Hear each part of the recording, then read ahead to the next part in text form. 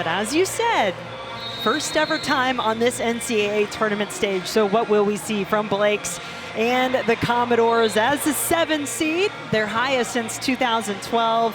Shea Ralph, what an incredible winning pedigree this woman has as a player at UConn, an NCAA champion, and then obviously an assistant coach there for a long time, 4th season at Vanderbilt. Kelly Graves, one of the good guys at NCAA women's basketball, 11th season with Oregon, and let me tell you what, this 2-time Pac-12 Coach of the Year knows a little something about winning as a double-digit seed, 9 wins more than any other active coach.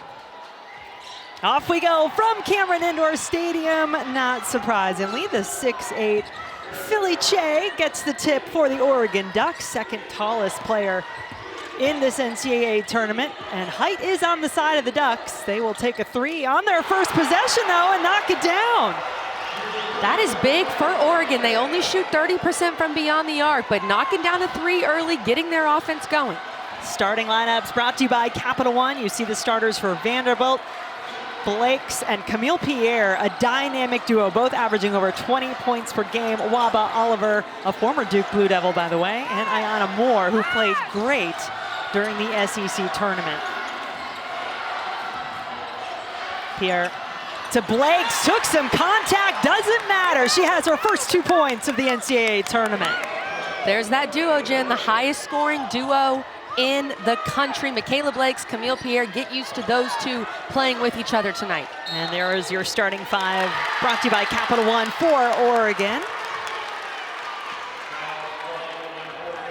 And of course it's fitting. Michaela Blake scores Vanderbilt's first points of this year's NCAA tournament. Doesn't take long to get on the board with her first tournament points.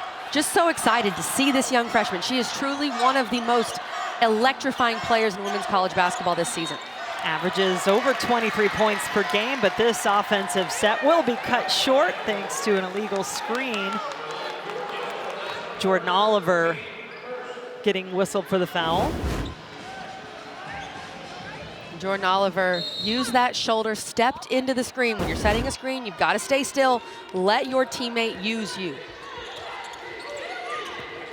Amina Mohammed, Nani Falatea, the player that hit the first 3. Peyton Scott with the ball here. Both Scott and Deja Kelly, the former North Carolina Tar Heel, 2,000-point players in their career. Here is Kelly. Can she get hot in the NCAA tournament? As you said, a ton of experience, and she knows this gym well, having played just down the road. This is her 4th game in Cameron Indoor in her career. She's been playing great as of late, Jen. 18 points per game over her last 5. Trying to end her career on a high note. Foul on that shot attempt by Blake. That is on Kelly. And she had a little bit of a quieter game the last game for Oregon, which is a loss in the Big Ten tournament against Indiana at 7 points. But prior to that was averaging 20.8, had 6 straight in double figures. Wants to get back to that a bit. Blake's, by the way, also an excellent free throw shooter, 89% from the line on the season. And she's prolific. She gets to the line often because she gets downhill and can get to the rim basically whenever she wants. When you look at her 50-point game, she did a lot of damage from the free throw line in those games. Vanderbilt actually a little bit off, it looked like, in the way they were trying to set that press. Oregon broke it just like that, and that Vandy wants to force turnovers. They forced 21 a game. They want to cause some chaos with the press, but didn't do it there. Oregon able to handle it. As you said, now it is the Ducks with the takeaway. Kelly looking for some options. Mohammed calling for it inside at 6'4", has the height advantage. It's tapped out by Vanderbilt, so it'll stay with Oregon under the basket. Look for Vanderbilt to front Oregon's post players. Vanderbilt does not have a lot of size. They start 6'2", Camille Pierre, basically at the 5 spots. They're gonna have to front Philly Che and these other bigs for Oregon that have the size advantage. This is Che, put the ball on the floor. That's where the guards can come and grab it, and that's what happens as Ayanna Moore takes it away. 2nd turnover by the Ducks.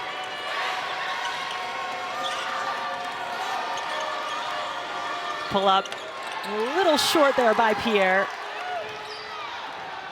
The other half of that dynamic 20-point scoring duo for Vanderbilt. She averages 20.5 to go along with 23.2 from Blake's. This is the pace Oregon wants. This game has been played in the half court, very little transition action so far. Che had her hands on the rebound but couldn't put it back. Now quickly the other way, Oliver, the former Blue Devil, full speed ahead toward the basket. A little out of control in the end.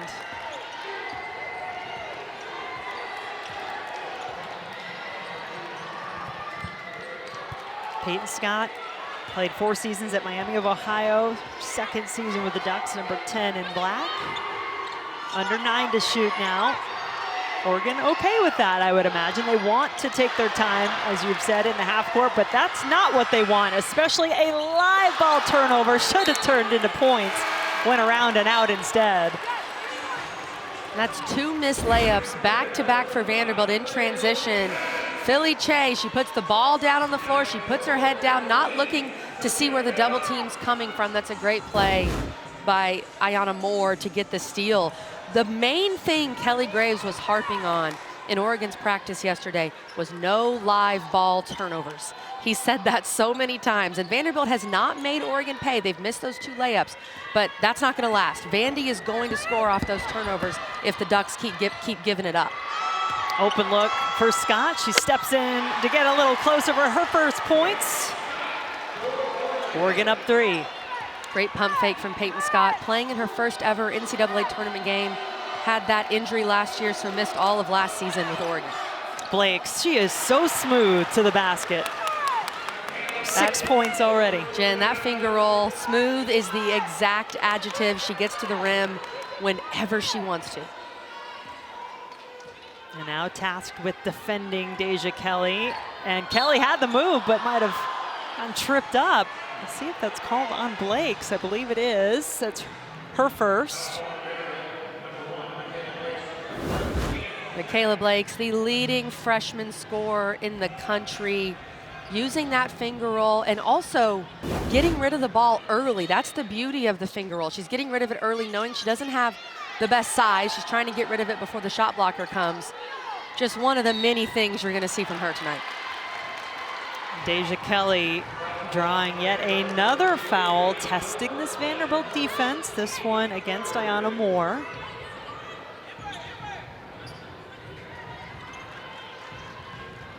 Three team fouls in the quarter for Vanderbilt.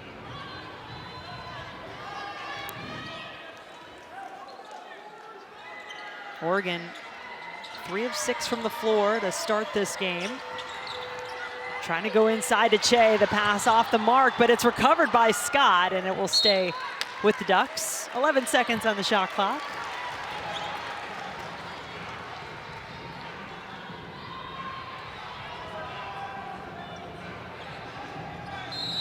Neither coach looking particularly pleased in the early minutes of this NCAA tournament matchup.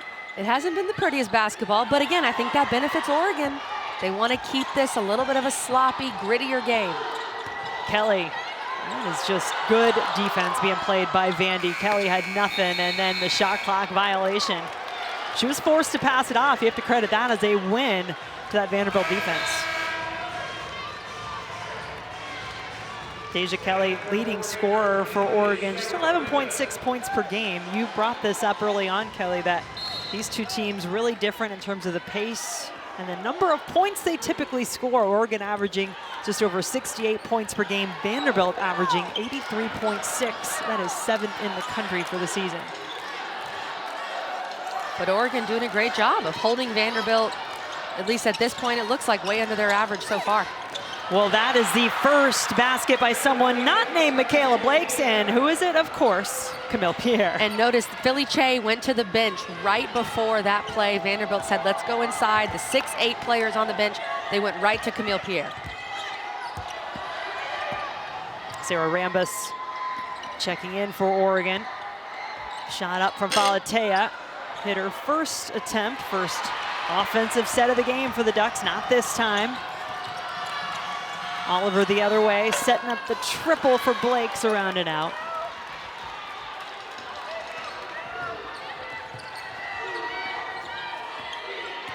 Rambus calling for it. Kelly takes it. A lot of one-and-done possessions. Only one offensive rebound total in this game so far, and that goes to Oregon. And Oregon just one of their last 7 from the floor, 2 minutes without a basket. All right, Jen, you've heard of deja vu. How about Deja's view yes. right here? Knocking down the bucket, the NCAA tournament veteran, Vandy and Oregon in a close one. As a 10 seed, that was young Sabrina Ionescu, her freshman year, and Ruthie Hebard. They went on to beat Duke on this floor, a 2-seeded Duke, Maryland, and then lost barely to UConn in the Elite Eight. That was the beginning of Oregon basketball under Kelly Graves. They, of course, made the 2019 Final Four. Who knows what would have happened in 2020? We didn't have the tournament, but Oregon was going to be the #1 overall seed. So it all started right here in Cameron Indoor, and it goes to show, Jen, you just got to win that first game. They won the first game by 1 point, advanced to the Elite Eight. As you said, some pretty good players on that team. Here is the chaos created by Vanderbilt and their defense. Number 9 in the country in steals per game. They average over 12. Can they get a bucket as a result of it? Oliver will take from the short corner. If I'm Oregon, any possession where Pierre and Blakes don't shoot it, that's a positive possession for me. With how good those two are, both averaging over 20 per game, I'll let other people shoot it. I want to keep the ball out of Blakes and Pierre's hands. So far, Oregon doing a pretty good job of that. Yeah, Michaela Blakes has just about all the points, 7 of the 9 for Vanderbilt so far. Pierre has the other 2, so can Vanderbilt win with somebody else scoring? Could be the question that gets answered here tonight.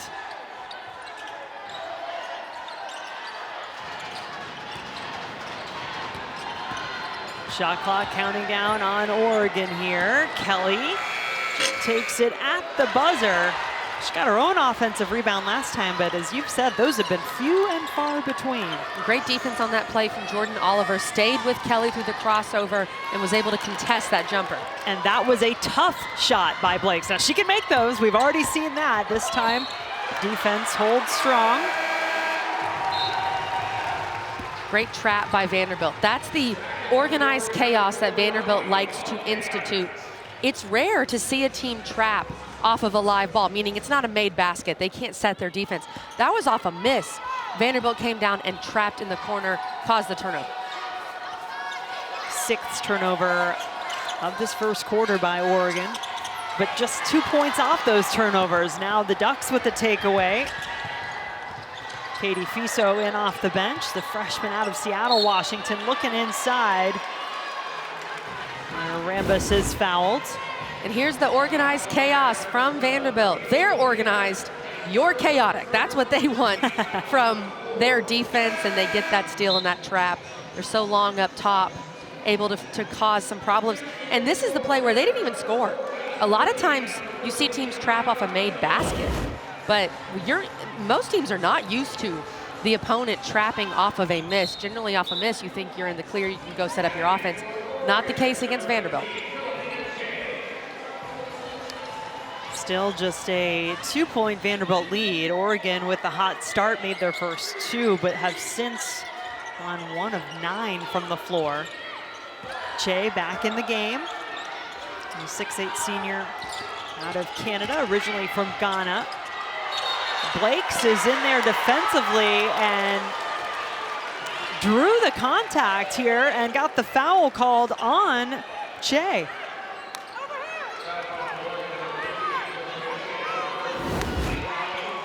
Let's take another look at this one as Philly Che knocks Blakes kind of in the facial area. They may have wanted to take a look at that. They obviously didn't, but Blakes drew that foul. The 5'8" Michaela Blakes defending the 6'8" Philly Che in the paint, and she got the better of that battle. Turnover here, though, give the Ducks another chance. 4th turnover of the game by the Commodores.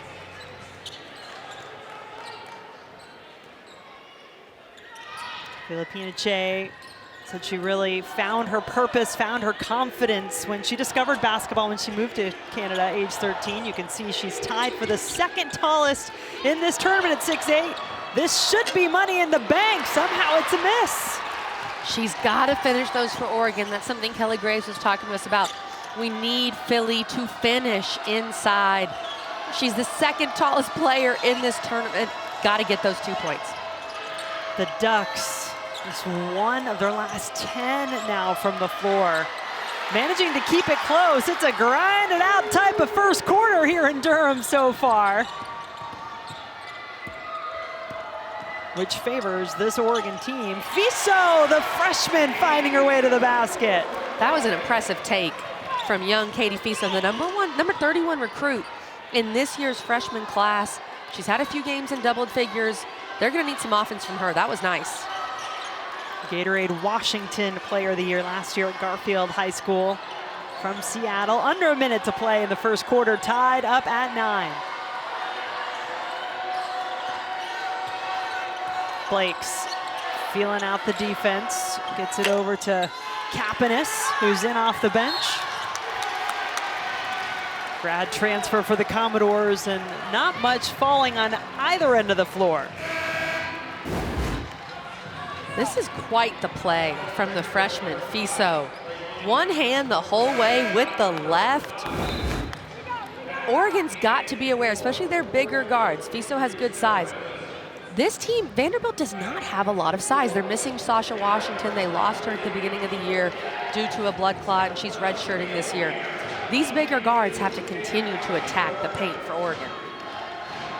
Foul was called on Kapanis. That is why Deja Kelly is at the free throw line. I mean, how often did we see and say Deja Kelly at the free throw line when she was playing for the North Carolina Tar Heels, where, by the way, she was a 3-time All-ACC first team selection. 3 of her 4 years there with the Tar Heels. Hasn't gotten to the line quite as much in this year with Oregon, but gets a couple of free throws here. 4 points in the game for Deja Kelly.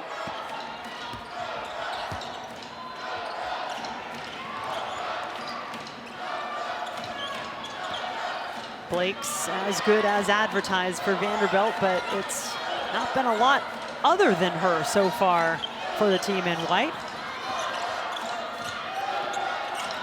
Blake's wants to pass it off. Pierre would love to get her going. And then she comes over the top there. That's going to be her second personal foul. And that's going to be something to watch. That is 2 back-to-back really troubling foul calls for Vanderbilt.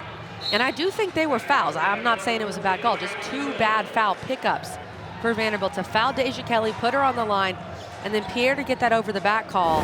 And then you put Oregon back on the line. And Camille Pierre, she's got to be aware and just say, you know what, I'm going to let this go. I'm going to let that ball go. I missed it, got to move on. She's only a sophomore. But brutal for her to pick up her second foul so early. Kelly Graves going to his bench. This is Ari Long, sophomore transfer from Washington in her first year with the Ducks. Taking these free throws, gets one of the 2 to fall. 3-point Oregon lead. And Vanderbilt finish the way they started, which was with going to Blake's, getting some points. They'll take the 3, no. Offensive rebound. And Vanderbilt in single digits, their fewest first quarter points of the season. Can they come back? We'll see. It's a tight one so far here in Durham. Coming off of the SEC tournament, got a win in the second round before losing to the top seed and eventual champ, South Carolina, in the quarterfinals. But Kelly, you brought up a good point when we were talking about this in the break, that both of these teams have had a little bit of time since they were last on the floor, and I think it showed in this first quarter. It's about a 2-week break for most women's teams, especially at the Power 4 level. You play your conference tournament that first week of March, and then you kind of sit around and wait. And I think we're seeing a little bit of that rust from both of these teams early. Vanderbilt ending the first quarter 0 for their last 8. Trailing Oregon by 3. So let's see if both teams have found a way to regroup and maybe move on from that first quarter now. And the big thing to watch with Vanderbilt in this quarter and what Shea Ralph does is with Camille Pierre. 2 fouls, their second leading scorer, one of the best players in the SEC. I feel like you've got to be safe. You've got to keep her on the bench. But Oregon, they need to do what they just did, attack the paint with Pierre out. That is the first points of the game for the junior Amina Muhammad out of DeSoto, Texas. Transfer from Texas. A couple of transfers as a part of this Oregon team. It's now a 7-0 Oregon run to take the 5-point lead. Moore can also be a spark for this Vanderbilt team, and some contact underneath after the whistle there. Ayanna Mitchell getting tangled up with one of the Oregon players. What do you imagine, Kelly, was the conversation that Shea Ralph was having with her team there at the quarter break? I think it started with BOE. Bring your own energy. It didn't feel like Vanderbilt was bringing that much energy in the first quarter. Yes, Michaela Blake, she got them going. She had 7 points, but no one else is doing much. And for Vandy, shots aren't falling, 20% from the floor. You've got to bring the energy defensively. That's what Vandy's done all year. They force turnovers. They have to find a way to get back to that. Pick up some points from the free throw line. Gets Vanderbilt into double digits at least. It's the fourth single-digit quarter, over 129 quarters this year for Vanderbilt. And the hard thing for Vandy is they haven't been scoring, so they haven't been able to set their pressure. Now, off of those free throws, they can set their full court pressure. First points of the game for Ayanna Moore, who averaged 19.5 in those 2 SEC tournament games. So Oregon breaks the pressure and does a little bit better. Fiso with another drive to the left. Fiso has had 2 ridiculously good finishes on the left side for this young freshman. And as low scoring as that first quarter was, that sits better with Oregon, who wants a lower scoring game, a slower paced game. You can imagine that the nerves, the anxiety levels starting to rise a little bit for Vanderbilt. Team accustomed to scoring at a much higher clip. They get the takeaway here. Blake's on the move. Goes around a couple of defenders, gets the roll. That is ridiculously good. Michaela Blakes gets the steal, freshman on freshman crime, reads that pass from Fiso, takes it all the way to the rim. Incredibly difficult finish. 9 points in the game for Michaela Blakes, who you never know when you might get 20, 30, even 50 points from this freshman, as she had not one, but 2 50-point games during this SEC season, both of those against conference opponents on the road. And Jen, I was so impressed with Michaela Blakes when we talked to her after practice yesterday. So poised, so mature, look at that shot, for just a young freshman. And we talked to Shea Ralph. Shea Ralph was an assistant at UConn for many years, coached all of the greats that you can think of for the most part in the last 15 years at UConn. She compared Michaela Blakes' mentality and mindset to that of Maya Moore. You cannot find higher praise in the women's game than that. She said Michaela Blakes just has it. She has the competitiveness, she has the drive, the work ethic. When you get compared to Maya Moore, great things are expected from you. And we're seeing that from Michaela Blakes so far. Well, Shea Ralph herself, an incredible competitor. You mentioned that she was an assistant coach at UConn, also played there, won a national championship in 2000. And she's got quite the lineage too. Her mom here, Marcia Lake, is in the stands. And you want to talk about a mom showing her daughter the way. They're from North Carolina, by the way. And Marcia Lake played at North Carolina, was the first women's basketball All-American there. Kelly, once again, shot clock winding down off the front of the rim, left it a little short. Offensive rebound gives another chance to the Ducks, who will head back to the free throw line. And there's Mom. Living and dying with every basket. Well, there was a wonderful story by Graham Hayes a couple of years ago when Shea Ralph was hired at Vanderbilt, and it talked a lot about this mother-daughter relationship and maybe Marcia Lake helping to pave the way. I would say absolutely. What she went through, it was pre-Title IX when she started at North Carolina. She spoke out about the fact that they didn't have enough basketballs to practice with, that they had to ride in station vans to get to their games. I mean, you want to talk about some inequities. they were very evident then. And now to see her daughter go through and have the career she has had, it's got to be really gratifying. And I know it is. Had a chance to talk with Marcia beforehand, and she's played in this gym, by the way. How about this, Kelly? She got challenged to go one-on-one against a sports writer at halftime of the Duke, North Carolina men's game back when she was playing at North Carolina. She smoked them. That is so classic back in the day story of women trying to prove themselves as Fiso's proving herself with another big bucket. But it just shows the evolution of women's sports, the progress we've made over the last 50 years, Title IX and the importance of it. My mom was a tennis athlete here at Duke in the early 80s. She tells stories of riding in a van all the way down to Tallahassee and stories like that. So it's just incredible the progress we've made. Katie Fiso's having herself an NCAA tournament debut to remember. 6 points for the freshman for Oregon, 5 on the shot clock now for Vanderbilt. Struggling to get points are the Commodores. And there is just not a lot going their way so far in this game. And Jim, we mentioned this earlier, but they're not getting any second chance opportunities. They're obviously missing Camille Pierre, who's their leading rebounder, but they're just not getting any of those second chances when they do miss, as you've said. By the way, we're looking at the 3 generations here, as that is Coach Ralph's daughter, Mason.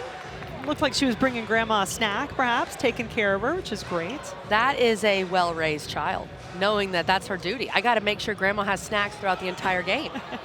I love that. And getting a chance to see her mom coach and lead these women. You know, she's probably wanting a little bit more of that. As we were just saying, Camille Pierre was out of this quarter because of that foul trouble. They were losing that rebounding battle. She's back in. Shea Ralph just put her back in and is kind of saying, look, we need her. We've got to risk it with those 2 fouls. She's got to be careful. Pierre and Blakes both with 2 fouls, both on the floor for Vanderbilt.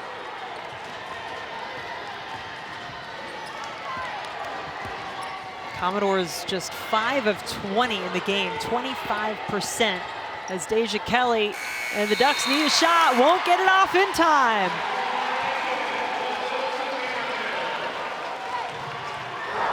Vanderbilt trying to make some magic with their defense, but how about Fiso? Katie Fiso, the young freshman, has been exploiting that left side of Vanderbilt's defense, has been able to finish and get to the rim. She has been huge, a real catalyst for Oregon off the bench in this first half. Commodores looking for a catalyst on this end. Camille Pierre, who certainly most feel was snubbed when it came to all SEC recognition, providing it there. 6 points in the game now for Pierre to go along with 9 for Blakes, the bulk of the scoring by that dynamic duo for the Commodores. Pierre, number 1 in the SEC field goals made. Here we go again, whether it's Fiso or Ari Long or Falatea. That lane is open on the left, and that's an offensive foul on this end, and that is number 3 on Camille Pierre.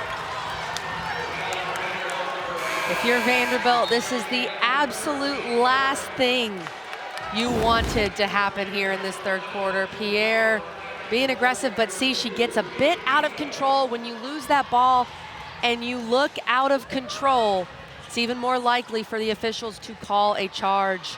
She's brought that scoring punch in the second quarter. Coach Ralph was taking the risk, keeping her in there with 2 fouls. And now with that third foul, she's going to have to sit until the half. Vanderbilt really having to dig deep, maybe rely on their defense to continue to make some plays. They get another turnover here. That's the 10th of the game by the Ducks, who still lead it 5-4.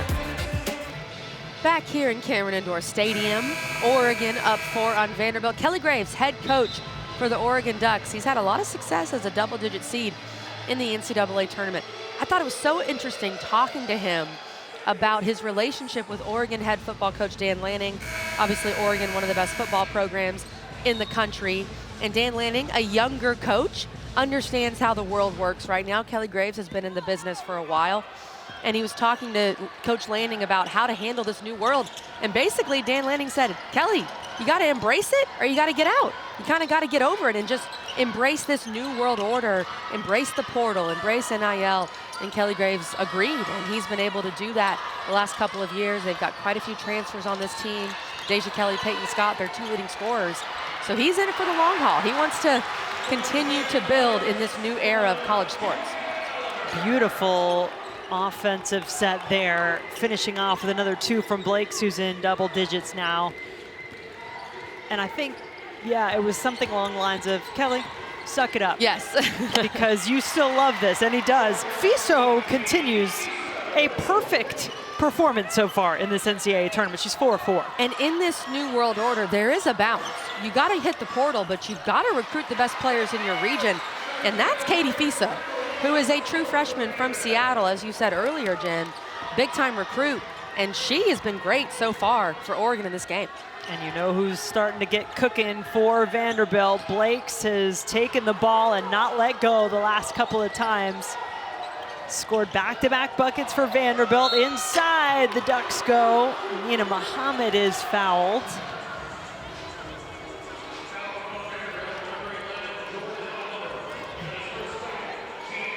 It's a second foul on Jordan Oliver.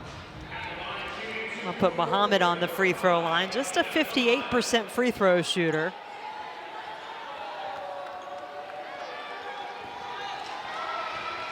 Junior, transfer from Texas. A little strong on the first. Well, coming up at halftime, we've got Degree in the studio. Kelsey Riggs-Cuff, Muffet McGraw, Megan McKeown. We'll have you covered.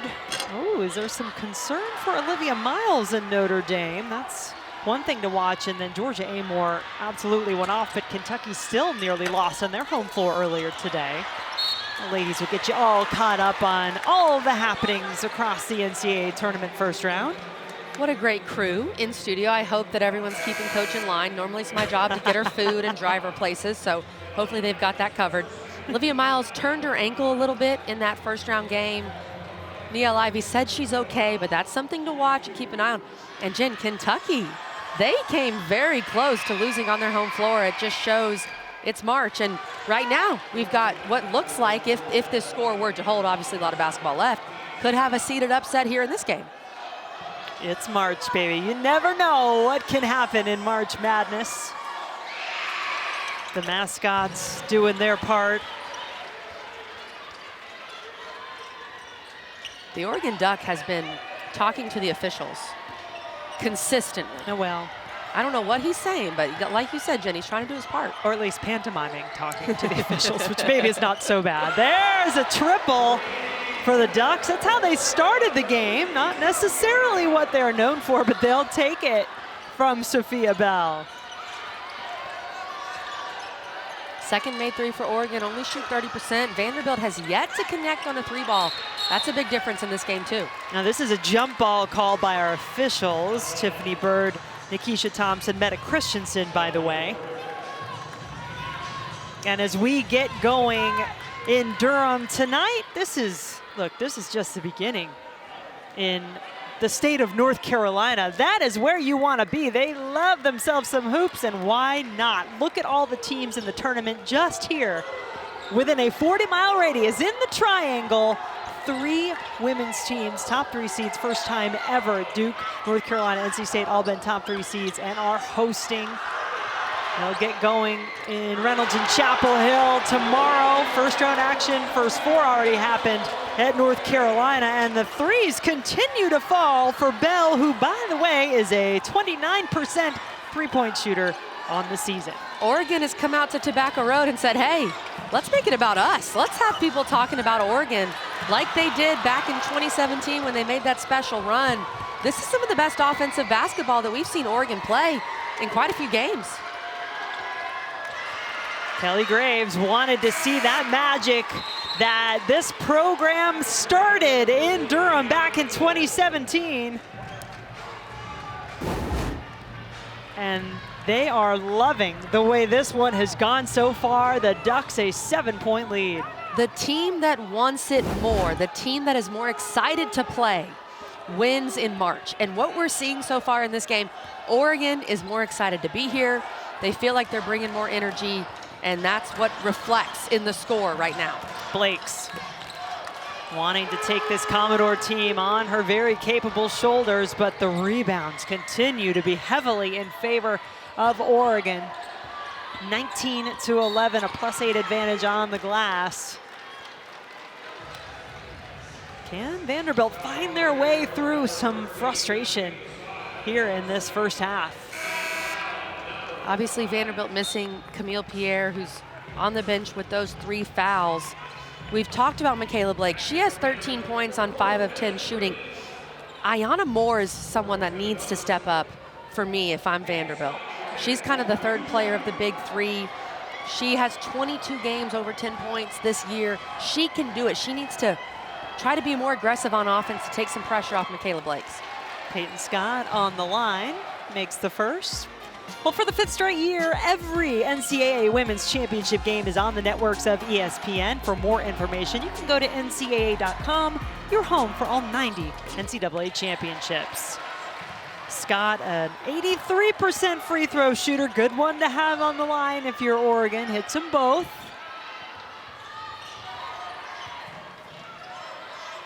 Lead up to 9. That is the largest of the game for the Ducks. The 10 seed doing some damage in this first half against the 7-seeded Vanderbilt Commodores out of the SEC. Blake's will earn herself a couple of free throws.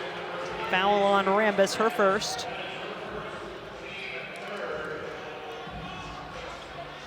Vanderbilt just trying to stay within striking distance at this point before halftime.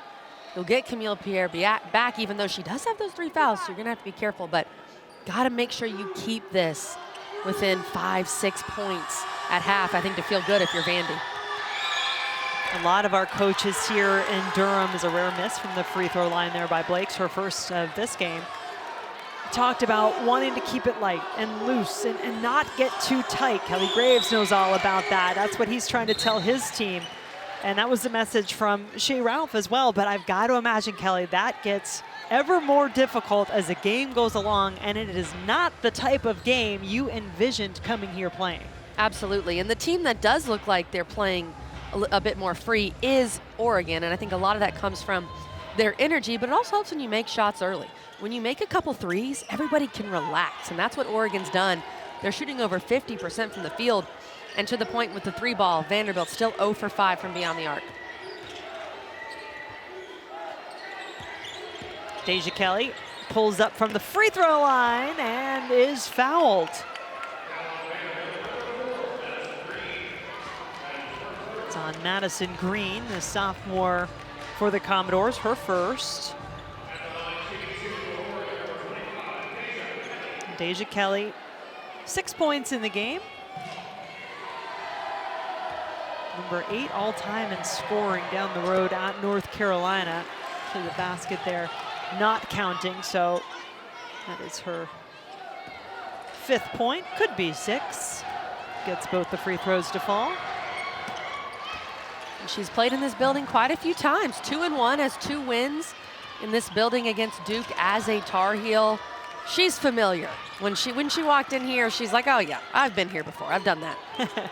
It is a special place, Cameron Indoor Stadium, one of the special places across the country that you love to be able to come see a basketball game.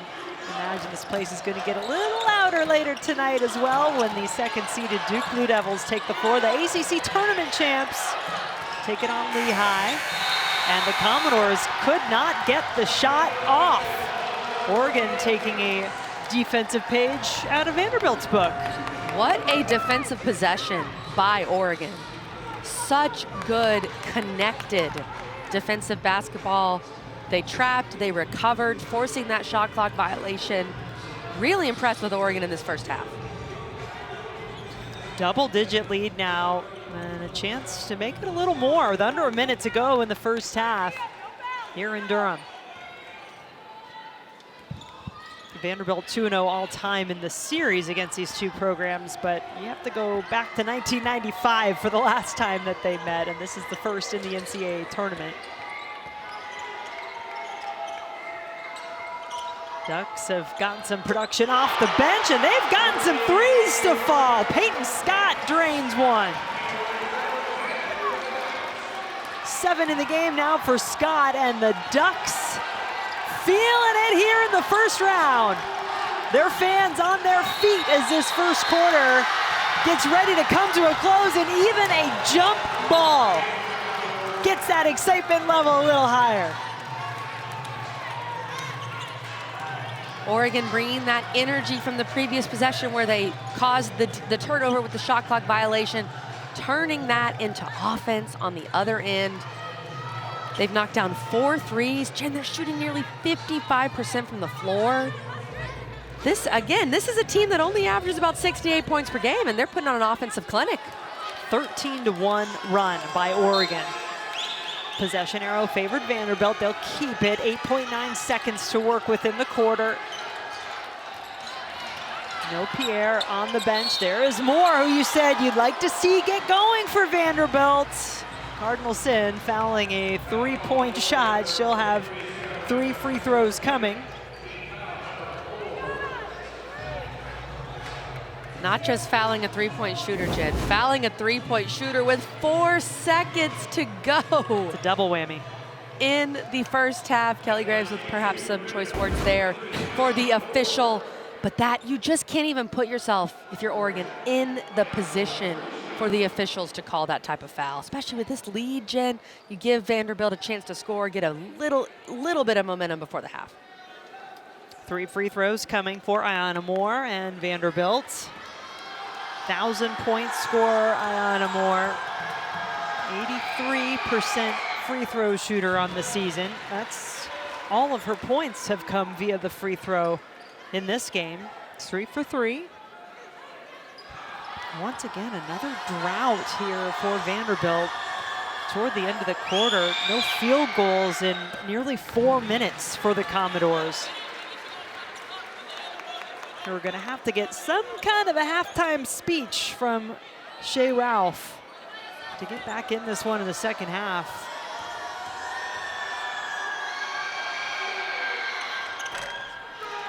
First miss from the free throw line for Moore. And the Ducks will hoist one up from midcourt. That won't go, but plenty did in this first half as the 10th-seeded Oregon Ducks have a 9-point lead over 7th-seeded Vanderbilt. March Madness is here. The Ducks hoping their magic in Durham can continue. But for now, we're going to get to the Kelsey Riggs Cup and the crew in the studio. This tells the story pretty well. Oregon getting some contributions off their bench. Katie Fiso, chief amongst them. Blakes is doing her part, but the rest of the Vanderbilt team struggling, and they have yet to hit a 3 in this game. Deja Kelly, former North Carolina Tar Heel, ball in her hands to start the second half for Oregon. She has struggled to make her field goals. Just 1 of 6 from the floor, but it's gotten 4 points from the free throw line. And Camille Pierre back on the floor for Vanderbilt, starting this second half with those 3 fouls. They need her to stay on the floor in this second half. If she can't, Jen, I really do not see a way for Vanderbilt to come back in this game. They need her out there. Commodores only team with 2 players averaging over 20 points per game. Pierre right there in a position where there was not much she could do, so she did what she could and did not commit the foul. As the 6'8" center, Philly Che, had her first points and now gets the rebound on the other end for Oregon. And that's smart basketball and good coaching. You go at Pierre. Philly Che was being guarded by Pierre. She has 3 fouls, go right at her. They go inside again, Che. We have seen glimpses of the dominance that she can bring inside. Saw that on her senior night, had 20 points, 25 rebounds in a win against Rutgers for the Ducks in late February. But averaging just 7.5 points on the season, Che. Triple. The Commodores could use a few of those to fall. They average 7 3-point makes a game. That's a good play by Camille Pierre. Keeping Deja Kelly on her toes, not sure if she was going to fully commit, and then stayed in the passing lane. A lot of Commodores touching the ball on that possession, and they get an offensive rebound. Jane Waba, the grad transfer from Pepperdine, pulling it down. Camille Pierre has 3 fouls, and Oregon goes right at her first play of the second half. Let's get the ball to our 6'8" center and let her go to work. Philly Che, really not much of a story in the first half, played just 6 minutes, missed both of her field goal attempts. Will she be more of a story here in the second for the Ducks?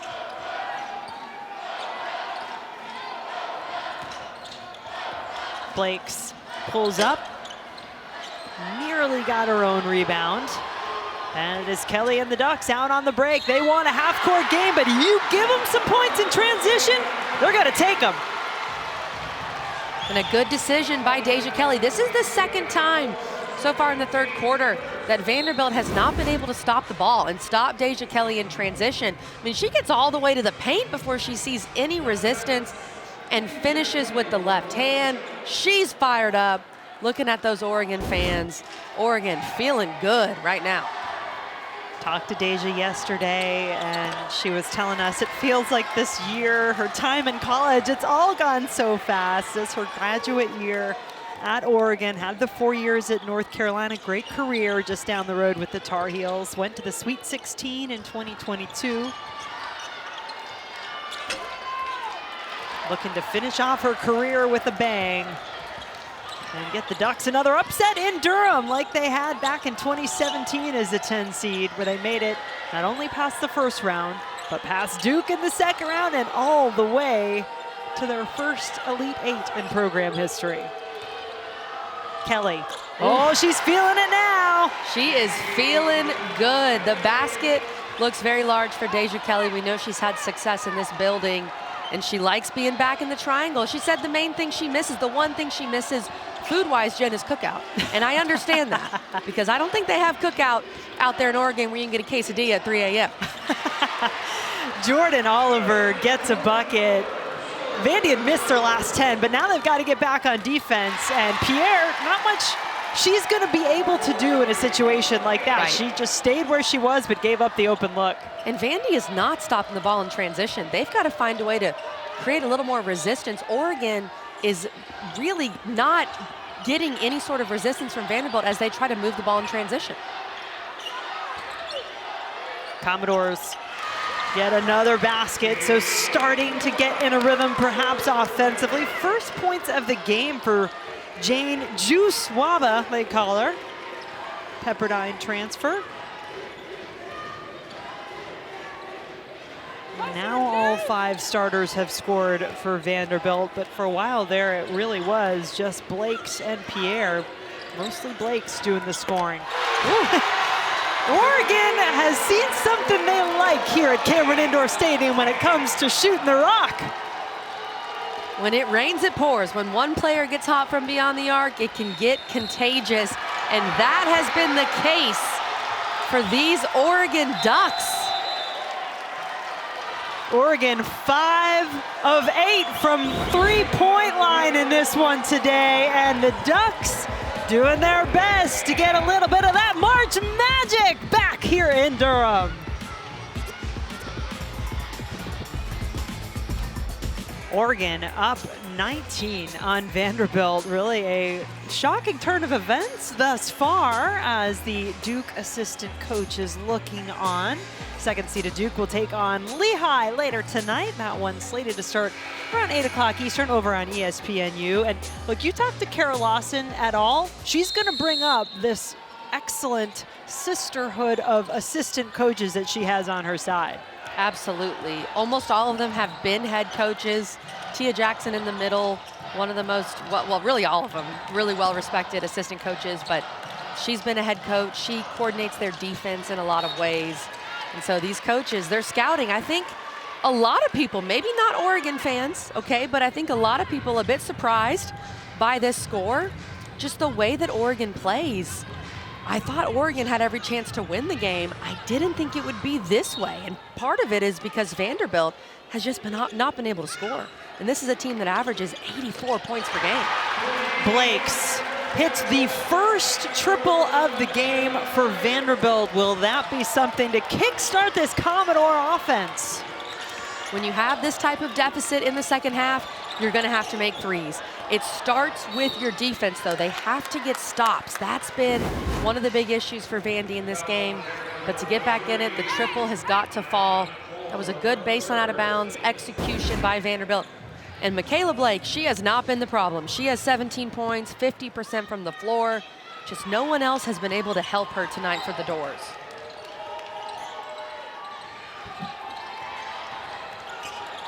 You can see Waba trying to get after it defensively.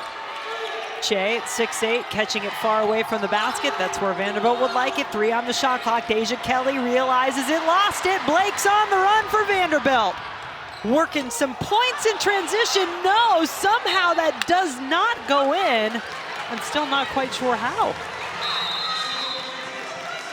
So composed all the way into the basket, off the steal for Blake's, but unable to get the layup, so the Commodores still with a lot of ground to cover here in Durham in the third. Michaela Blakes is one of the best, if not the best, freshmen in the country. She leads all freshmen in scoring, and she's been doing her thing in her first NCAA tournament game. She's got 17 points for Vandy. She's 50% from the field, just hit this big 3 as they're trying to claw back in the ball game. But she's gonna need some help. Right now it's Michaela Blakes and really no one else for the Doors. You can see the difference there. The rest of the team really struggling. 17 points for the SEC Freshman of the Year, and on cue, her running mate, Camille Pierre, adds a couple. That is exactly what Vanderbilt needs. Pierre averages nearly 10 rebounds per game. Vandy has struggled on the glass. They've gotta get some second chances. That was a big bucket from Pierre. Commodores have trailed by as many as 19 in this quarter. The biggest second half deficit they have overcome this season is 15, so they've got some serious work to do. Che, turnaround won't go. Pierre the rebound. That was good defense by committee for Vanderbilt. They obviously lack size, but they had a lot of different jerseys involved in guarding Che. Blake's trying to go after her own rebound, winds up committing her third personal foul. So now you've got both Blake's and Pierre with 3 for Vanderbilt. Jen, it feels like every foul except for the charge on Pierre that Pierre and Blake's have committed have been 94 feet from the basket. I mean, these are not good fouls. You cannot afford to pick up these fouls so far away from your own rim. And now, of course, as you said, Blake's, Pierre, and Ayanna Moore all with 3 fouls. Yeah, Moore in there as well. Good point.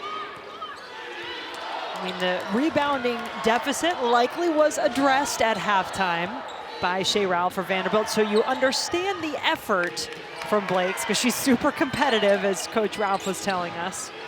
The Ducks executing their offense to perfection. Running it through Sarah Rambis, a 6'3" sophomore. No points in the first half. She did have 4 rebounds. That's her first field goal. And Oregon just continues to attack the paint. I mean, when you've got the foul trouble that Vanderbilt does and you lack size already, Oregon, if I'm Kelly Graves, I'm saying the ball needs to touch the paint every single play because they cannot guard Vanderbilt right now because of that foul trouble. Shot is short from Moore. Offensive rebound. Oliver grabbed it. Dish off. Bucket good. Good draw and kick for Vandy. They're trying to claw back in, as we've said, but it's got to start defensively. They have to find a way to keep Oregon out of the paint and get some stops. Well, the Ducks have made 5 of their last 6 on this end of the floor. Pierre gambled for the steal. And she'll get away with it. Pierre's got to be careful. She can't gamble like that. Not only could it possibly lead to a foul, but it leaves a wide open lane and some of her teammates open to committing a foul. Yeah, you'd think Rambis will take the odds on that shot. That's a tough shot, but it's a make for Camille Pierre. The sophomore who increased her scoring by 11.5 points per game from her freshman to her sophomore year. That was the biggest increase in the SEC, trying to will this Vanderbilt team back into the game. And what a tough shot from Camille Pierre. 2 black jerseys on her. She's able to elevate at 6'2". Such a pure stroke. One of the most talented players in the SEC. The Vandy bench fired up after that. Vanderbilt with some life. 12 points. It doesn't feel insurmountable for Vandy as they're starting to come alive on offense. It is a 9-2 Vanderbilt run. Pierre bringing a little life and energy, as you've said. And let's not forget, yeah, we talk a lot about the two 50-plus point games for Michaela Blakes, but before those happened, Camille Pierre had a 42-point game that held the school record for 47 days until her teammate Blakes did her thing. But she can light it up, is the point. Now, can Oregon keep their composure? We've seen some double-digit seeds in games, making some close games across the country so far.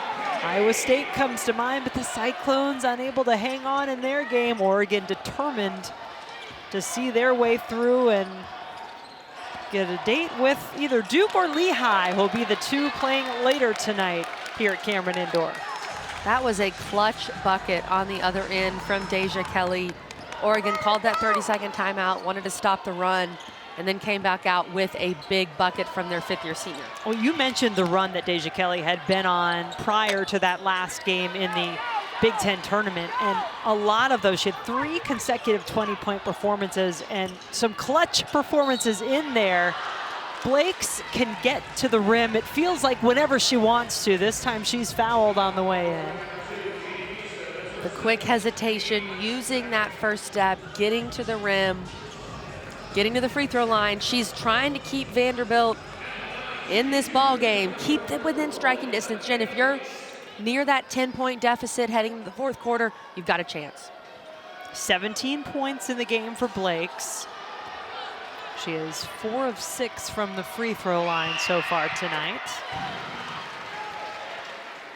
Coverage of the NCAA Men's Basketball Championship continues on CBS, TBS, TNT, and True TV. For more information on tournament game times and networks, go to ncaa.com. I was just giggling at the little Michaela mouse sign that one of the fans had made. Vanderbilt men, by the way, losing earlier today on the men's side to St. Mary's in a close one. Vanderbilt women looking to avoid that same fate, try to come back here down 12. It's been as many as 19 for Oregon to lead it in this quarter, and you can just sense Blakes, Pierre, Moore too at times. There is a certain determination to this crew that is well beyond their years. Moore the only senior, Blake's a freshman, Pierre a sophomore. And that's a great point, Jen. This is a young team. This is just Camille Pierre's second NCAA tournament. Blake's is first. And it felt like the veterans from Oregon were a little more ready to go early on, but Vanderbilt coming alive as we get close to the fourth.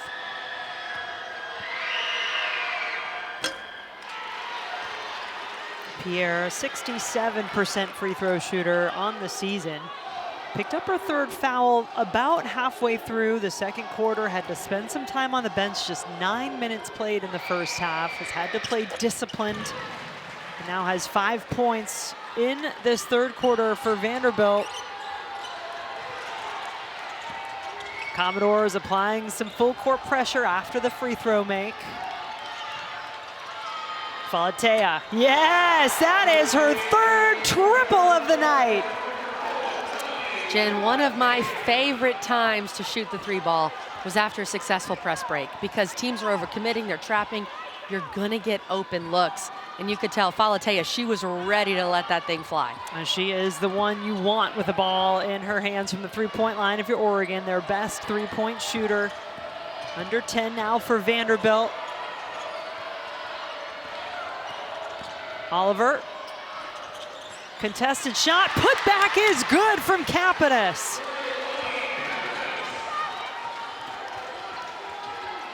Got to get a stop here if you're Vandy. Keeping it around that 10-point mark, right now down 12. You need some momentum and you need to grab it defensively right now.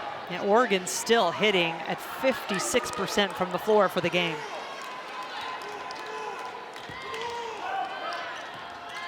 Katie Fiso had some big moments, the freshman, in the first half, and then just look at that defensive effort from Vanderbilt. Kapanis to the basket, no. But the Commodores hanging tight with the Ducks in quarter number 3. Will it be enough? Still a double-digit advantage for the 10 seed. 1 quarter left to play as Oregon leads at 55-43. From Vanderbilt in the 3rd quarter, do they have enough here in the 4th? Commodores were down 19 in that 3rd quarter. It's a 12-point game now. Another turnover gives it back to the Ducks, and Deja Kelly for 3. Deja Kelly shoots 22% from 3, but it's been that kind of night for Oregon. Everything going their way. They're playing great basketball. They turn that Michaela Blake's turnover into 3 points. 16 points in the game for Deja Kelly as Camille Pierre continues to try to drive this Vanderbilt team forward. Vanderbilt just loses Deja Kelly. They're worried about the other shooters, and the Oregon Ducks absolutely love it. That's how you start the 4th quarter. When you feel like a team has a little bit of hope, like Vanderbilt did after the 3rd, come out there, get a turnover, hit a 3, and remind them that really Oregon's controlled this entire game. Oregon is a team with a lot of older players, a lot of transfers coming into this Ducks program. So there is some NCAA experience, although largely with programs not named Oregon. For a player like Deja Kelly, her 5th NCAA tournament. And the Ducks coming off their worst year ever under Kelly Graves last season, went 11-21 overall, 2-16 in their final year in the Pac-12, didn't even come close to a chance at the NCAA tournament. Came through the Big Ten this year. A timeout called as Kelly Graves wants to talk things over. His team still in the lead, trying to keep it that way here in the 4th quarter from Cameron Indoor. Michaela Blakes has a bit of a connection to this building, to Duke, where she is playing. Her brother Jalen Blakes, yes, he's at Stanford now, but before that, he played for the Duke Blue Devils. So will she earn an opportunity to potentially face the 2nd-seeded Blue Devils? They're coming up in our 2nd game of the night, taking on Lehigh, the Patriot League champs. But Vanderbilt with work to do in this 4th quarter. They're going to need some magic from Michaela Blakes in these final 8.5 minutes. And I've been saying this the whole 2nd half. First and foremost is Vanderbilt has to get stops. They've got to find a way to be better defensively in this 4th quarter. It's a team that's known for both its offense, but offense that is often fueled by its defense, getting steals, wreaking havoc, causing their opponents to speed up when they don't want to. Blake's just picked up foul number 4. Can the freshman handle it? Will she get the opportunity to? It looks like Shea Ralph is going to her bench. I think you she's going to take her out. Yeah, you try to get a few minutes without her, and then around the 5-minute mark, maybe earlier, you put her back in, just depending on what's happening. But to lose Michaela Blakes right now, that is a tough loss for Vanderbilt. The foul trouble, if you're just tuning into this game, the foul trouble's been a huge story here, with Pierre in foul trouble for most of the 1st half, and then Blake's, of course, in foul trouble too. So Blake's off the floor, Madison Green on in her place, and Blake's 19 of Vanderbilt's 43 points in this game. Anxiously awaiting her opportunity to get back on the floor and hoping her team can make up some ground while she's on the bench. Pierre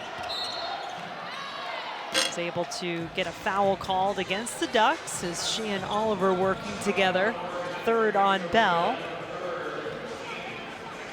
With Blake's on the bench and with Vanderbilt needing points right now badly, to me, Camille Pierre has to touch the ball on every offensive possession. I like that set they just ran for her. Get the ball screen at the top of the key and let her go to work. She has 11 points in the game. Kelly averages 20.5, 5 of those coming in the 3rd quarter. She did start to take over a little bit more. Let's be careful here, as you mentioned, the foul trouble. The 3 off the mark, offensive rebound. More, no. Let's see, a Vanderbilt player, Pierre, gone flying over the baseline. We'll see what the call is. It is a push. And it is against Oregon and Amina Mohammed, her third. Pierre just continues to be active inside, fighting for those offensive rebounds. It's hard to believe she only has 4 rebounds in this game, now 5. I know that the foul trouble's been an issue, but Vanderbilt has made up that rebounding deficit in this second half.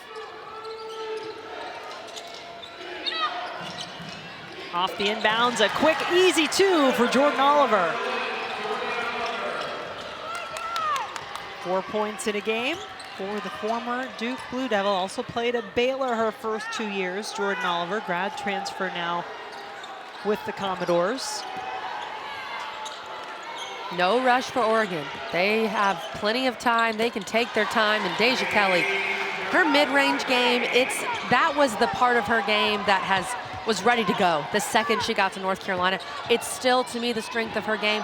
She's made a bunch of big mid-range shots today when Oregon needs them. 18 points in the game for Deja Kelly to lead Oregon. Another open look inside for Oliver. She's got 6. And I'm surprised Vanderbilt's not applying a bit more pressure here off that made basket, trying to force the turnovers and the chaos that they pride themselves on defensively. I would guess off a make, you need to set up that pressure right away. Here goes Che. Offensive foul as Leilani Campanis came over to draw the charge. Vanderbilt, as we've talked about, they're giving up size inside, so you've got to get in position and be ready to sacrifice your body if you're Campanis. That should not have been called the way it was. Looking at that replay, my goodness. Wow. That looks completely different once you see it for a second time. That was a foul on Campanis. Unquestionably. And that could have even been upgraded perhaps. Wow. Now, on first glance, did she get defensive positioning? Yes, she did. She got there, but we did not see that. Yeah, the foul on Campanis was face. First. Goodness. Yeah, that's a big miss. Vanderbilt trying to keep this season going. 22 wins this year, back-to-back 20-win seasons for the Commodores. This again, that last play.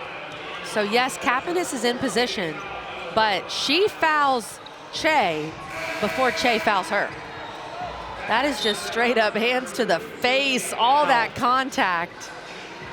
And the official just didn't see it, I guess, because they called the foul that happened second. Philly Che, she's known as Miss Philly by the kindergarten students. And just picture that, if you will. She's in an education major. She student taught some kindergarten students this past year. They love her. They did stare a lot at the 6'8" student teacher when she first came in, but she said she loves kids too. Yeah, some great moments that I'm sure she has had. But then we asked her, Jen, do you want to stick with kindergarten? She said, I don't know about that. They've got a lot of energy. Maybe I'll move up a few grades when I start teaching for real. You know, maybe taking a smack to the face is, you're able to handle that a little bit better if you've been handling 5-year-olds. Anyway, 1 free throw good from Pierre. Lead a dozen for Oregon. Deja Kelly has done a tremendous job. She stepped in, had to be a leader right away. Che gets the 2 this time. That was a great pass and really good positioning inside for Che, moving as the ball moved, made herself available to Peyton Scott. She is a senior. All of those years have been spent at Oregon. She's the only one that was there from Oregon's last NCAA appearance in 2022, but did not play in that game. And you can see, here's what I mean, Che moving as the ball moves, making herself available. She had Blake's trying to guard her. That's not gonna work. Any of those guards trying to stay in front of Philly Che, it's most likely a wrap at 6'8". She had a monster year last year, 20 double-doubles, tied for first in the Pac-12 when Oregon was in the Pac-12 last year. 31 career double-doubles.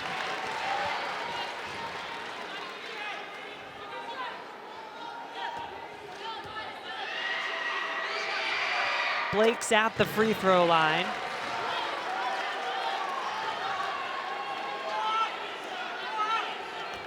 Back on the floor with those 4 fouls.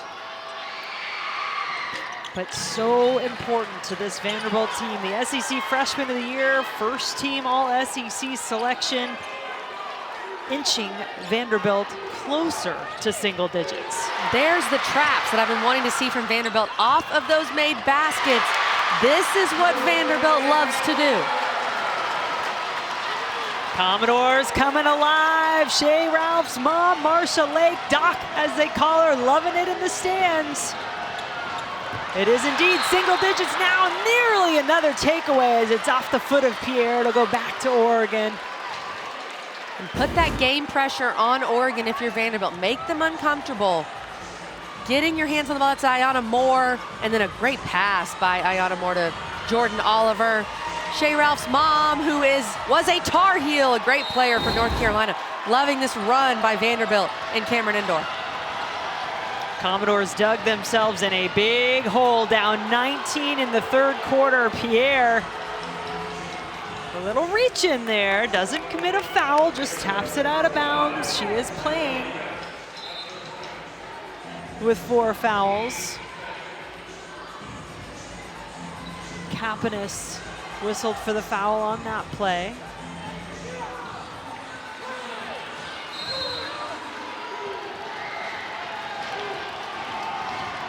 Can Oregon handle the heat that Vanderbilt is bringing right now? Deja Kelly has certainly been able to all game long, leading the Ducks 18 points.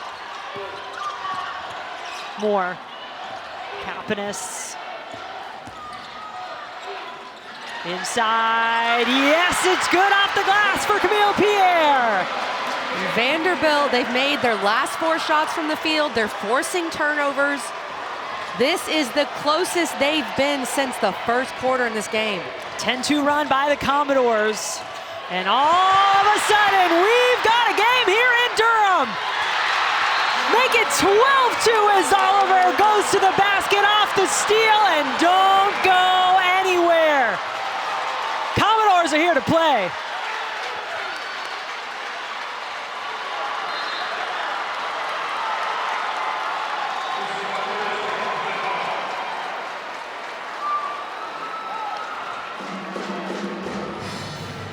Vanderbilt, they've got some life, a 5-point game here in Cameron Indoor, and for so long in this game, it's felt like Oregon's controlled it.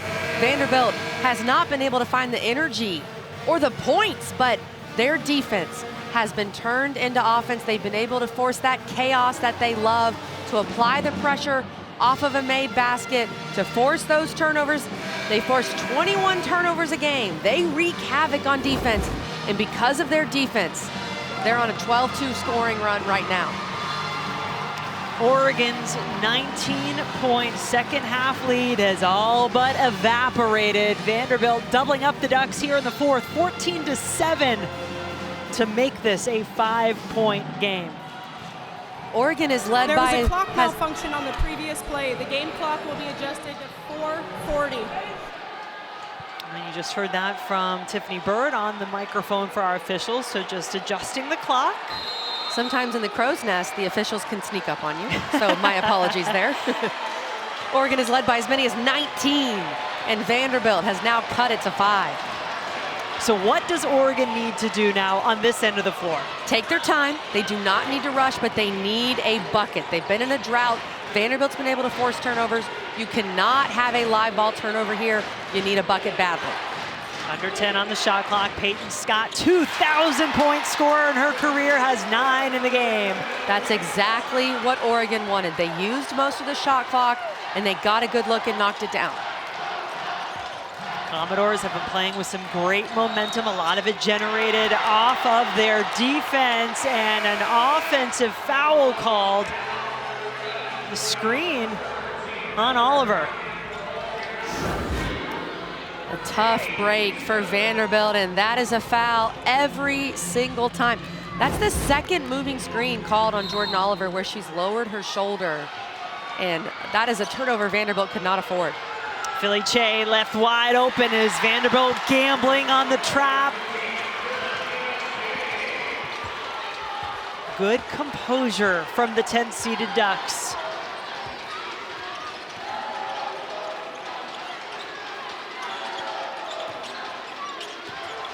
More.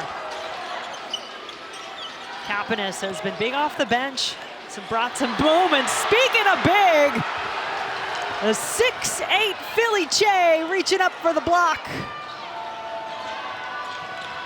A little out of control and no whistle. Nani Falatea looking for it, but not coming. Feels like this ball has to go through Michaela Blakes or Camille Pierre on this play, and there's Blakes there. They did not get a look for Blakes or Pierre in the previous possession. You've got to stick with your two superstars on offense right now if you're Vanderbilt. 24 points in the game for Blakes. Also has 4 fouls. The way Vanderbilt likes to play defense, that can be precarious. Scott left wide open. Blakes got a hand on that ball when Che brought it down. Heads up play, and with the 4 fouls too, but she got all ball. Oliver setting the screen, has to be careful. She's had 2 whistled as illegal screens. This one goes against the Ducks. We've seen some big time blocks here in this 4th quarter. That's a great play by Philly Che, using her size. How about Michaela Blakes?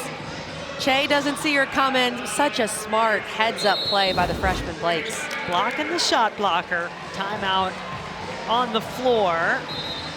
Deja Kelly had picked up her 3rd personal foul just before that. Let's give a quick check-in with our studio. This 4th quarter has been madness with the way Vanderbilt's been able to force turnovers and use that chaos to score. You look at the stars, they have delivered despite the foul trouble. Pierre not able to play for a lot of that first half.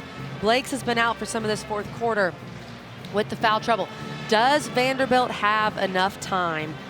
And what I've been saying all second half, can they get enough stops? They've come alive offensively, but they've got to find a way to get stops on the defensive end.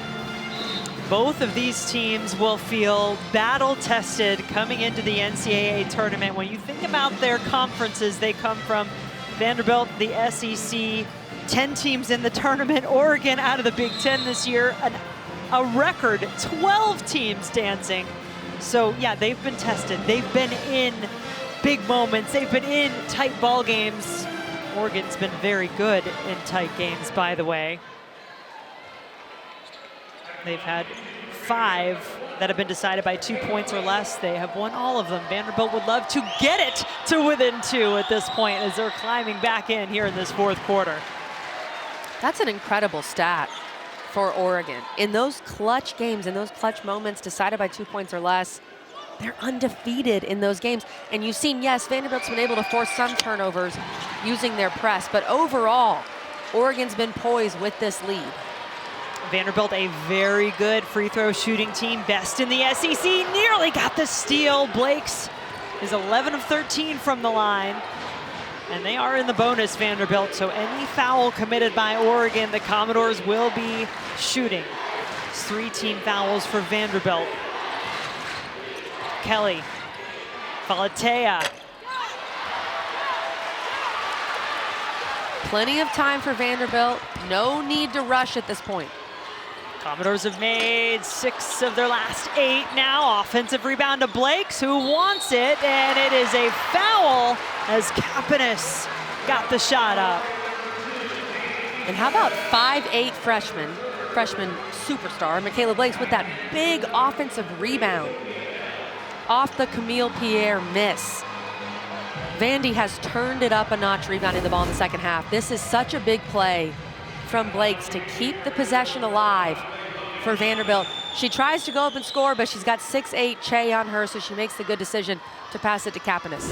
You think about the block a few moments ago from Blakes, the rebound, a tantalizingly close free throw there from Kapanis that won't go, but she's a player who Shea Ralph says has a championship mentality, said that is what makes her special.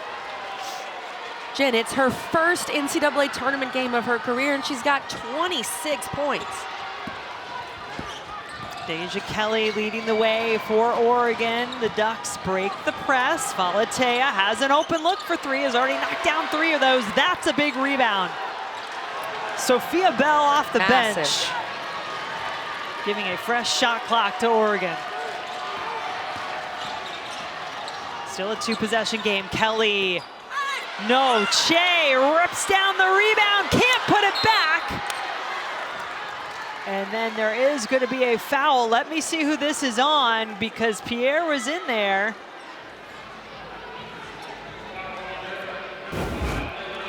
It's on Kapanis. And Philly Che boxing out Michaela Blakes. Goes back up with it, gets her own rebound. She's being hounded inside by a bunch of white jerseys. Vanderbilt giving up too many offensive rebounds on that possession. Kapanis committing the foul. Pierre had it in her hands, and now Blakes takes it away. Pierre from Blakes, yes!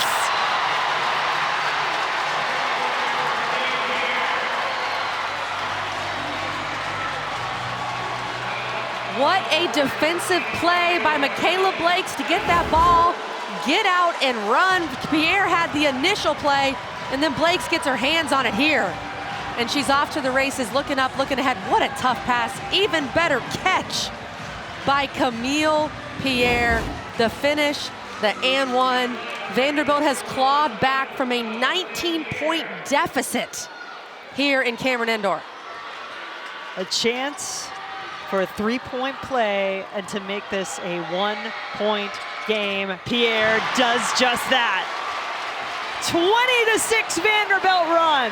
So much credit to Camille Pierre for staying locked in mentally with all that foul trouble in the first half. She's had an incredible second half. Deja Kelly, by the way, now with 4 fouls for Oregon, their leading scorer. So that too, something to be mindful of. The Ducks must have felt they all but assured themselves a spot to play here on Sunday with a 19-point lead in the second half. Now they've seen it shrink to 1 point with under a minute to go. I said it before, no need to rush for Vanderbilt, but the ball needs to be in Michaela Blakes' hands or setting something up for Camille Pierre. Nothing in between. Blakes. Oliver, 6 on the shot clock. Here is Pierre through the double team. The Oregon defense got the steal, and then Pierre went flying in after the ball. And she does commit her 5th foul. Or 4th, excuse me. So she's now at 4. Blakes also with 4. Deja Kelly with 4. The stakes, my, they are high with 33 seconds to go.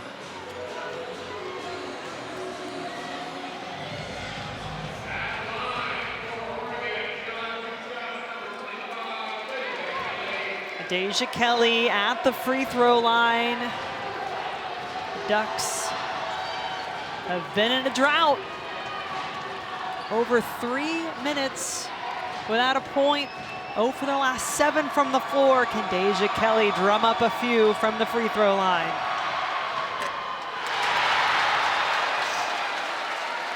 %70 free throw shooter. Her first free throw miss of the night. She's 5 of 6.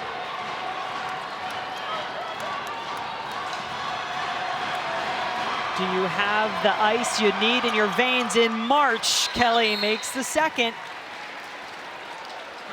Timeout called. Vanderbilt can advance the ball down to 33.4 left. Kelly, what does Vanderbilt need on this possession?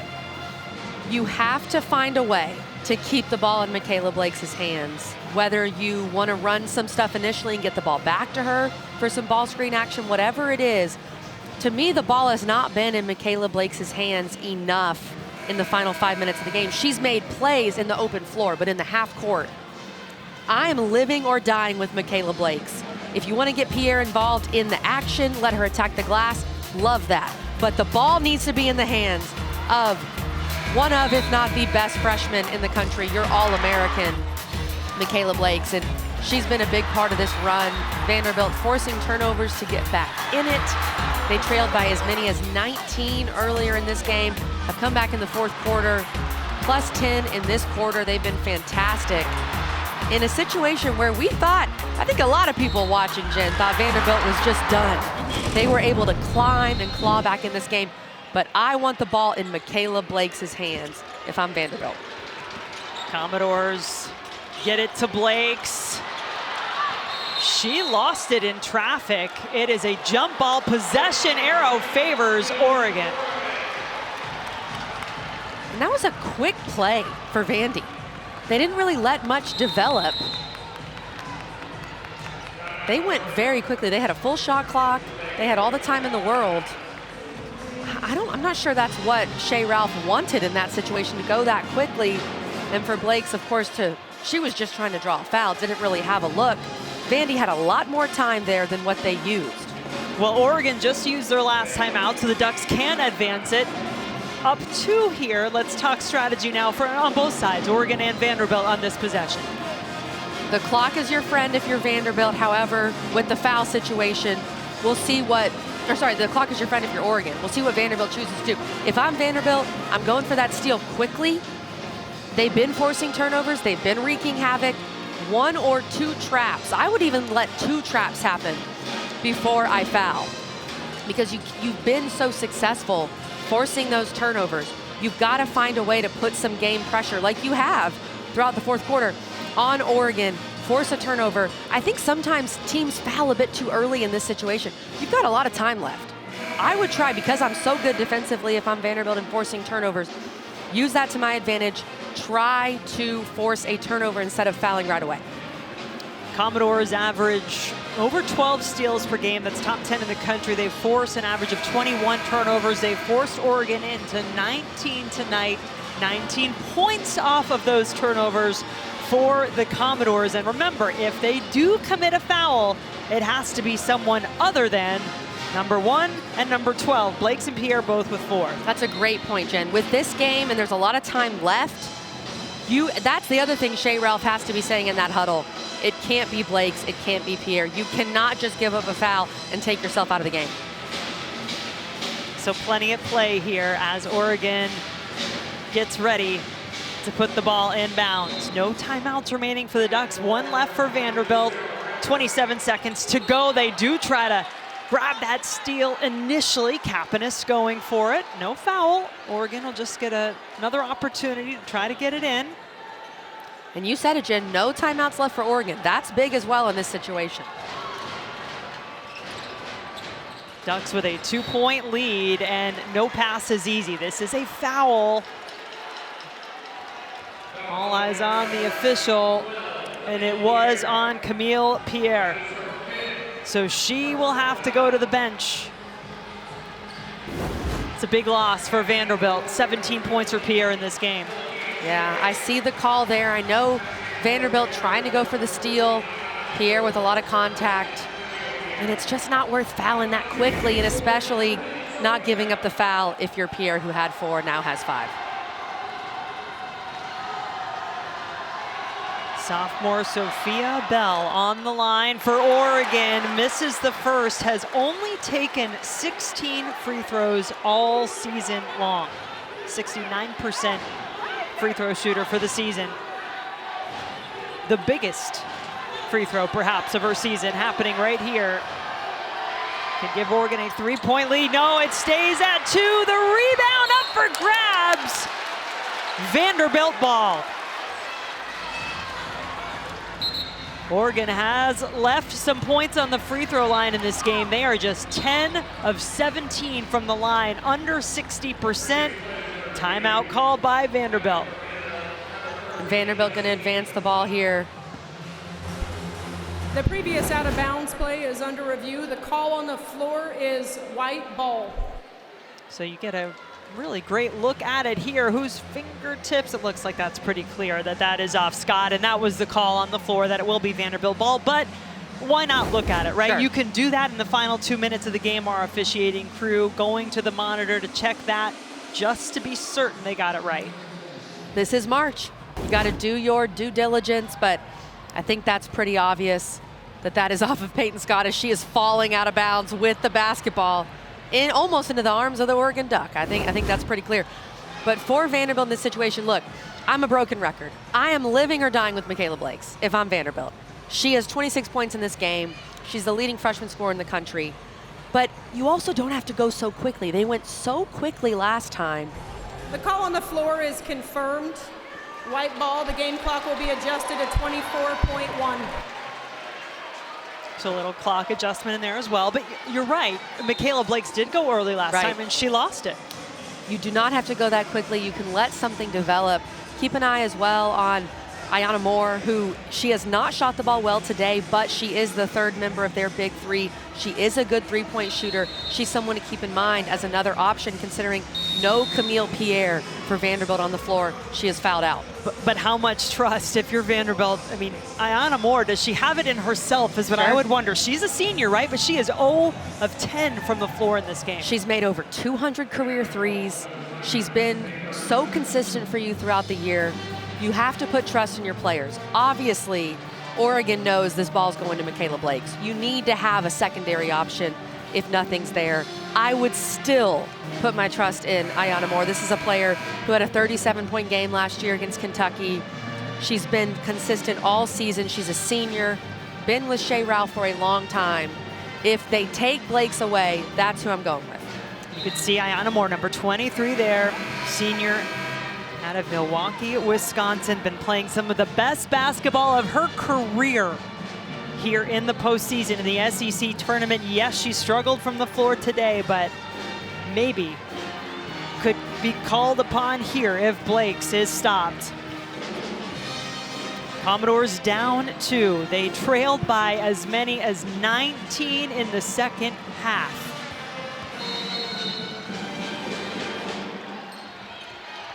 Oliver ready to inbound, and here we go. In the hands of Blakes it goes. Commodores need 2 to tie, a 3 to win. Is Blakes gonna take it in herself? That's what the defense is thinking. She passes it off. Moore, another pass off the glass and in from Kapanis for the tie. No timeouts for Oregon. What a play by Ayanna Moore. She was the second option. She drew the defense, dished off to Kapanis for the 2. Ducks taken away by Oliver. The shot from 3 at the buzzer. No foul called on that putback attempt. That's what Oregon is wanting. But we are going to overtime.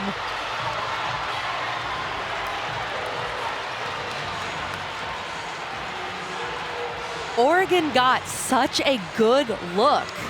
That was a good decision to kind of throw the Hail Mary pass, just see what happens. And this is a good look from 3 for Sophia Bell. Just misses on the front iron. And then I honestly like the no call there. I don't think there was much contact. You don't want the game to be decided in that way. And they go to Ayanna Moore. They take Blakes away. They put the ball in the hands of Ayanna Moore, and she makes a great decision. And how about Leilani Kapanis, the Penn State transfer graduate student? She was very productive at Penn State, only averaging about 4 points per game here at Vandy, but makes perhaps the biggest shot of Vanderbilt's season. 8 points, 8 rebounds in the game for Kapanis, and Vanderbilt, Kelly, coming all the way back from 19 down. So how do you reset things now that both teams are headed into overtime? Look, this is March. This is what we love, the comeback from Vanderbilt. No team was ever out of it. The fight from the doors to get back in it, led by Michaela Blakes. But here's the big thing for Vandy. No Camille Pierre. She fouls out, which is why you can't afford to pick up those fouls late. She won't be available here in this overtime period. They've got to rely a lot on Michaela Blakes. And how about Ayanna Moore making that huge pass to Kapanis? Now Blakes with 4 fouls, Deja Kelly also with 4 fouls, and this was the big play that Vanderbilt made to tie this game up. Shea has to come up. You've got to respect Ayanna Moore and her ability. And then you really can't say enough about Kapanis. She has 8 points in this game, She's a fifth-year senior, maybe hasn't played the role she thought she would on this team, but she has stayed ready for Vanderbilt. She also has 8 rebounds, by the way. She's been phenomenal in this game here for the Doors. Be ready. That is the message from every coach across the country, not only to those starting 5, but to everybody on their bench, because you never know when your moment might come to help carry your team and keep your season alive. And Jen, it feels like the momentum favors Vandy, right? But to not have Camille Pierre for this entire overtime is very tough for the Doors. Keep an eye as well. Deja Kelly has 4 fouls for Oregon. Vanderbilt outscored Oregon 24-12 in the 4th quarter to get us here to overtime. The Ducks playing in overtime for the first time this season. Vanderbilt, this is their 2nd time they had 1 win in the regular season. Blake's also has the 4 fouls, so those guards have to be careful for both teams. The Vanderbilt defense really started to rear its head in their comeback in the 2nd half. The Ducks passing around. Sophia Bell had the look at the 3 at the end of regulation. Che is fouled.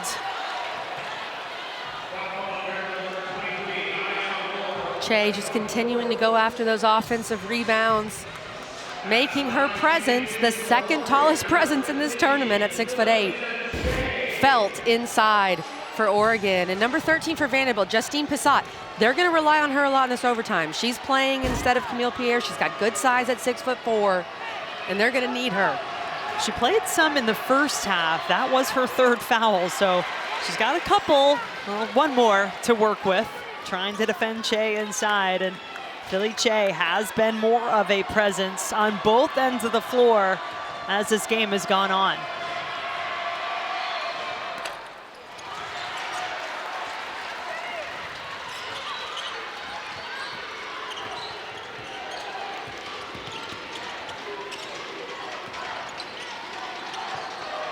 Vanderbilt executed their offense to tie the game up with 4 seconds to go. Well, Justine Pissot, welcome to the game.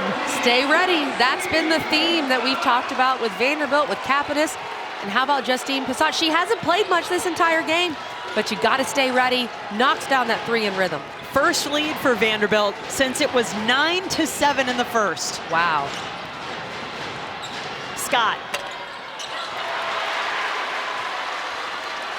You feel momentum is on the side of the Commodores. Can they keep it and move on to the next round? Duke and Lehigh, our 2nd game that will be coming up here a little later maybe than expected from Cameron Indoor. If we get bonus basketball in March, we're fine with that. I don't mind. 26 points in this game for Blakes. Passes it off. Capitas had the game tying shot for the Commodores to get us here to overtime. Valatea gets it to rattle around the rim and in. Valatea with her 4th 3 of the evening. She has been excellent from beyond the arc. Massive shot for the Ducks. Oregon back out in front. Valatea, 3-year player at BYU before coming to Oregon. Blakes, no. Che is going to get whistled for the foul on the rebound attempt. You don't have to get ready if you stay ready, and that's Justine Pissot coming off the bench, knocking down that 3 ball, and then Oregon with a 3 of their own. That was just Vandy's 2nd 3 of the game. Oregon is 8 for 16 from beyond the arc, way better than their 30% average on the year. And Vanderbilt 2 of 13. So that last foul was on Sophia Bell, actually. That was her 4th, and it puts Justine Pissot on the free throw line, a 6'4" junior out of Toms River, New Jersey. Having to play some big minutes here with Camille Pierre on the bench.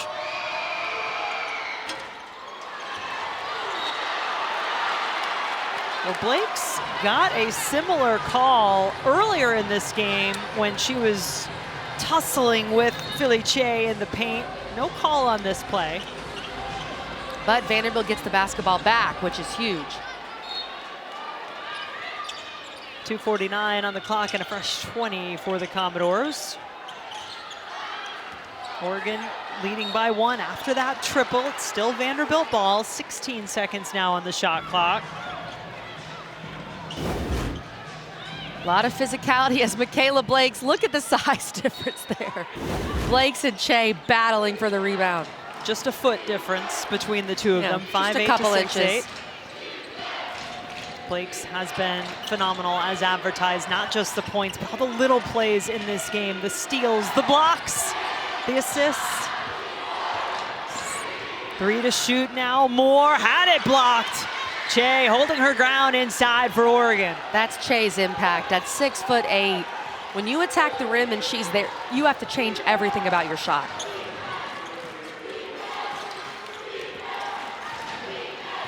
Falatea, 4 threes in the game for Oregon. She has been their best outside presence all season long. 8 seconds now. Deja Kelly with 19 points in the game. Scott steps into her shot, hits it before the buzzer. Peyton Scott has made some big shots, clutch shots for Oregon tonight. And you look around that Oregon team and it is graduate students, senior, graduate. There are some players who want to continue their seasons and their careers. The bank working for Ayana Moore. Tied up at 73. 1:30 to go in overtime. What a first round matchup this has been. 10-seeded Oregon leading by as many as 19 points in the second half in this game. Vanderbilt coming back to tie and force overtime. Deja Kelly can't get the roll. What a big rebound that was. And then the foul committed. Amina Muhammad. Big offensive board for the Ducks. We've seen truly everything in this basketball game. Peyton Scott with the big bucket, and then Ayana Moore, who had not made a field goal in the game prior to banking in that one.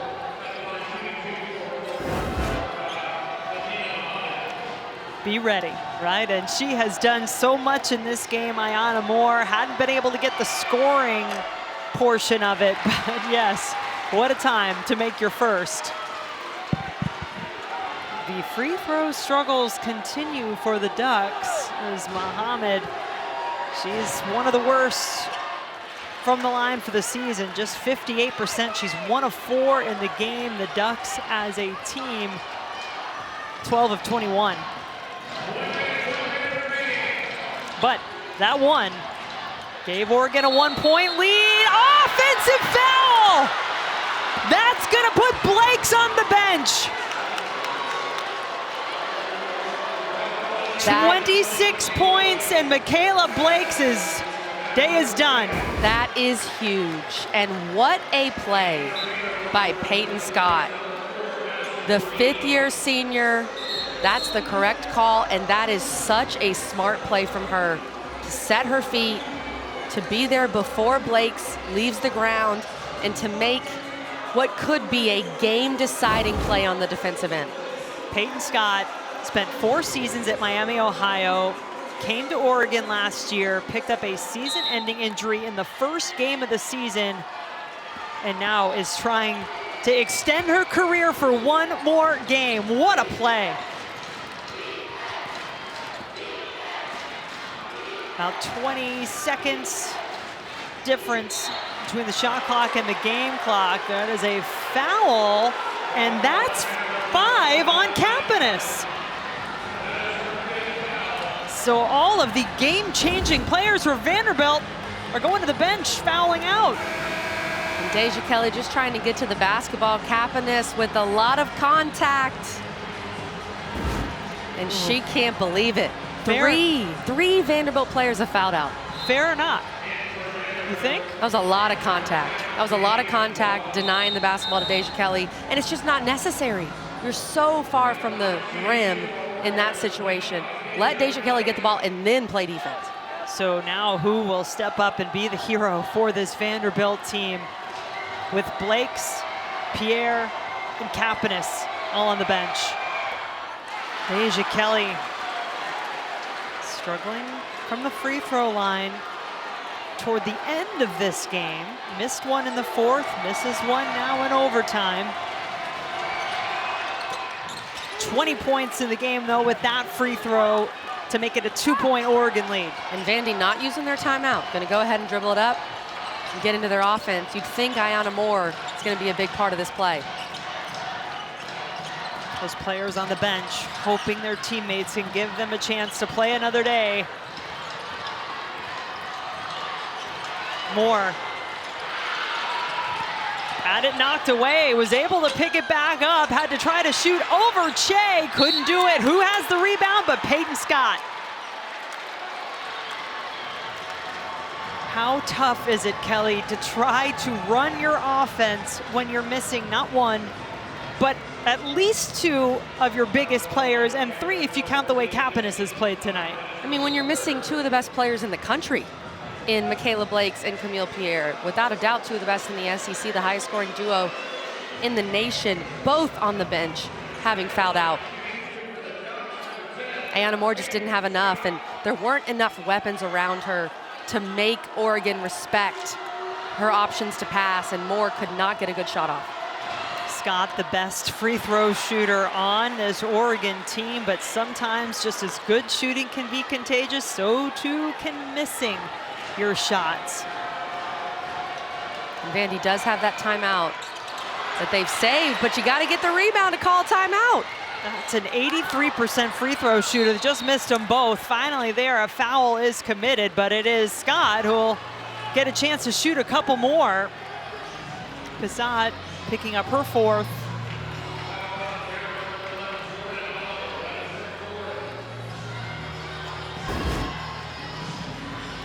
Camille Pierre can't even look. They can't watch the free throws. Kapanis over there as well is fouled out.